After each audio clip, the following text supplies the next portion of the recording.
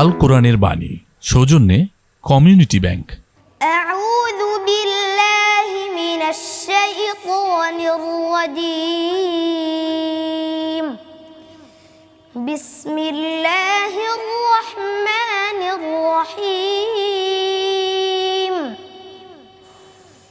ই'লামু আন্নামাল হায়াতুদ দুনিয়া লা'ibun ওয়া লাহওun ওয়া জিনাহ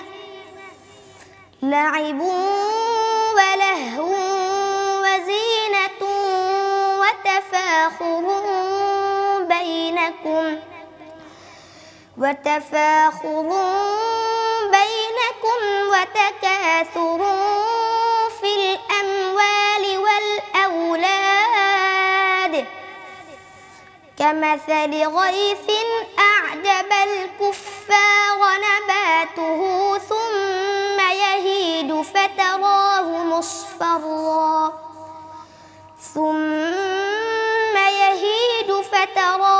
مصفرا ثم يكون حطاما وفي الآخرة عذاب شديد ومغفرة من الله ورضوان وما الحياة الدنيا إلا متاع الغرور صدق الله العظيم। কমিউনিটি ব্যাংক, সবার ব্যাংক। আসসালামু আলাইকুম ওয়া রাহমাতুল্লাহি ওয়া বারাকাতুহু। আলহামদুলিল্লাহ ওয়া সালাতু ওয়া সালামু আলা রাসূলিল্লাহ ওয়া বা'দ। কোরআনুল কারীমের সূরাতুল হাদীদের 20তম আয়াতটি তেলাওয়াত শুনেছি আমরা। 20তম আয়াতটি আসলে কোরআনের কোর বক্তব্য এবং মানব জীবনের সাইকোলজি এখানে আলোচনা করা হয়েছে। তেলাওয়াত যেমন সুন্দর, আয়াতের মর্মার্থ আরও মুগ্ধকর এবং মুগ্ধ করার মতো।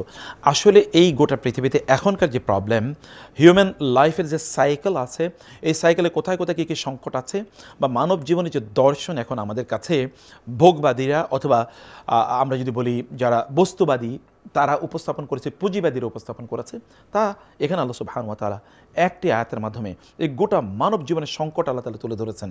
এবং মানব জীবনকে সফল করতে হলে এই আয়াতের আলোকে আমাদেরকে নিজেদের জীবন পরিচালনা করতে হবে। আল্লাহ কি বলেছেন? ই'মালু আন্নামাল হায়াতুল, ই'লামু তোমরা জেনে রাখো, আন্নামাল হায়াতুদ দুনিয়া লাইবুন ওয়া লাহওয়ুন ওয়া জিনাতুন ওয়া তাফাখুরুন বাইনাকুম ওয়া তাকাসুরুন ফিল আমওয়ালি ওয়াল আওলাদ। আল্লাহ বললেন মানুষের দুনিয়ার জীবনটা, একদল লোকের দুনিয়ার জীবনটা 5টি জিনিসের মধ্যে সীমাবদ্ধ। এক নম্বর কি? এক নম্বর হচ্ছে লাইবুন, খেলাধুলা। এটা কখন?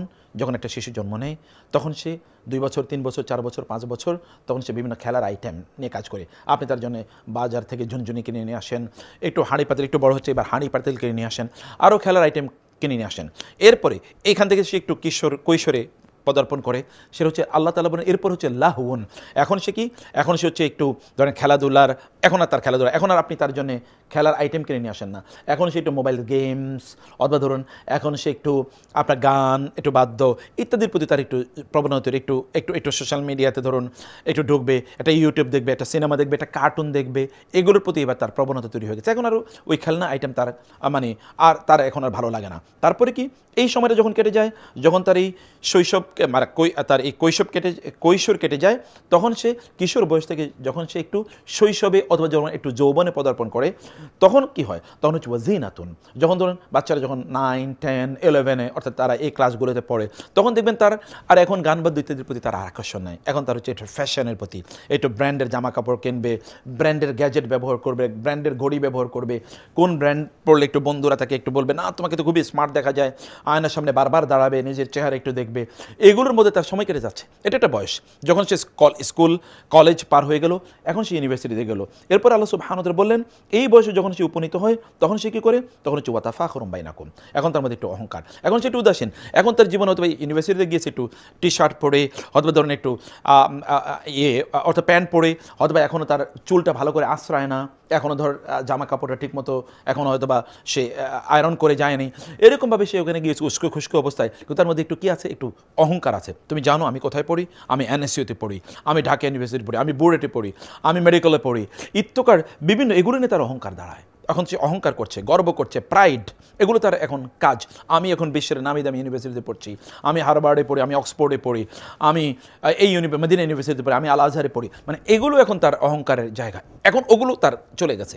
তারপরে কি, এখান থেকে যখন সে এই স্টেজ যখন পার হয়ে যায়, তার যৌবন পার হয়ে যায়, সে এখন বাস্তব জীবনে চলে এসে, তখন কি হয়, আল্লাহ তাআলা বললেন এরপর সে হচ্ছে ওয়াতাকাসুরুন ফিল আমওয়ালি ওয়াল আওলাদ।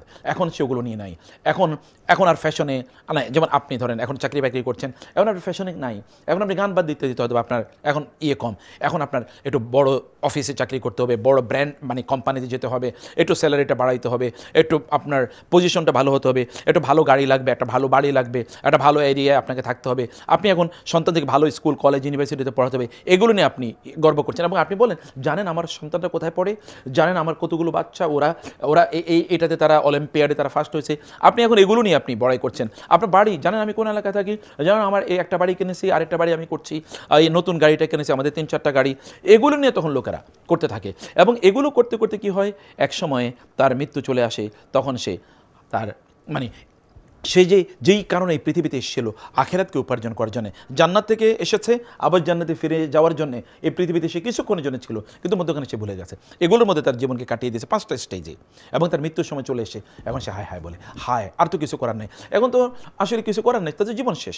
আল্লাহ তাআলা বললেন এদের উদাহরণ হলো কামাসালি গাইসিন আ'জাবাল কুফফারানা বাতুহু, যেমন আসমান থেকে বৃষ্টি আসলো, বৃষ্টি আসার পর মানে গাছ বা ফসল উৎপাদন হলো, ফসল যখন একজন কৃষক দেখে এটা বিভিন্ন সময় ছোট যখন গাছ অঙ্কুরিত হচ্ছে, এরপরে যখন এটা বড় গাছে পরিণত হয়েছে, ফল হয়েছে, ফসল হয়েছে, ঘরে নিয়ে আসে, সে এগুলো সে খুবই মানে আপ্লুত, আনন্দিত। কিন্তু হঠাৎ করে কি হলো, হঠাৎ করে হয়তো বা আসমান থেকে কোনো একটা ঝড় আসলো, অথবা ধরুন মাজরা পোকা তাকে ধরলো, অথবা বিভিন্ন পোকা ধরে এগুলোকে সব শেষ করে দিয়েছে। এখন আর এই কৃষকের কিছুই করার না, সব শেষ, তার গোটা জীবন সে কাটিয়ে দিয়েছে তার এই ফসলের ক্ষেতে। আমরাও কিন্তু এইরকমই দুনিয়ার পেছনে গোটা জীবন কাটিয়ে দেওয়ার পর এরপরে একটা সময় গিয়ে হাউতাশ করি, হায় আর কিছুই করতে পারলাম না, নিজের জন্য কিছুই করতে পারলাম না। প্রিয় ভাইরা, এই যে 5টি স্টেজ, এইভাবে যেন আমাদের জীবন আমরা কাটিয়ে না দেই, বরং আমরা যেন আল্লাহ যে উদ্দেশ্যে আমাদেরকে পাঠিয়েছেন সেই উদ্দেশ্যে যেন আমরা সাধন করতে পারি। এখান থেকে আখেরাত ইনকাম করে নিতে হবে। আপনার আখেরাতে গিয়ে আখেরাত ইনকাম করা যায় না, দুনিয়া থেকে ইনকাম করতে হয়। আমরা আমাদের নিজের এবং আমাদের সন্তানদের জীবনের জন্য এভাবে তৈরি করতে পারি, আল্লাহ সেই তৌফিক দান করুন। আল্লাহুম্মা আমিন। ওয়াসসালামু আলাইকুম ওয়া রাহমাতুল্লাহি ওয়া বারাকাতুহু।